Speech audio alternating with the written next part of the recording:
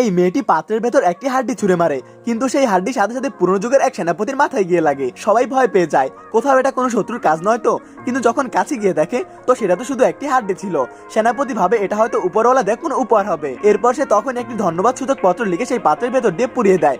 যখনই সেই চিঠি পুড়ে যায় তার ছাই অন্যদিকে তাকায় সেই মেয়েটির মুখে লেগে যায়। মেয়েটি খুব রেগে যায় আর সে সমস্ত কুকুরের খাবার সেই পাত্রে ফেলে দেয়। এদিকে সৈনিকেরা অনেকদিন পর কিছু খাবার পেয়ে অনেক খুশি হয়ে যায়। তারা দেখে একটি অদ্ভুত পাত্র যেটার ভেতরে মাংস ভরা ছিল। তারা ভাবে স্বর্গ থেকে হয়তো খাবার আসছে।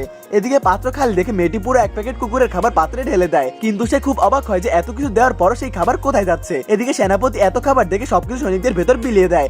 তখন তাদের কাছে মাত্র 2 দিনের পানি ছিল। তো সকল সৈনিকেরা মিলে উপরওয়ালার কাছে পানির জন্য প্রার্থনা করতে থাকে। এদিকে মেয়েটি পাত্র ভরার জন্য পানি দিতে থাকে আর পানির ট্যাপ ছেড়ে দেয়। পানি পড়তেই থাকে, কিন্তু পাত্র তো আর ভরেই না। এবার পানি দেখে লোকেরা ভাবে উপরওয়ালা হয়তো আমাদের ডাক শুনেছে। এদিকে মেয়েটি চেক করে দেখে পাত্রটি একদম খালি ছিল।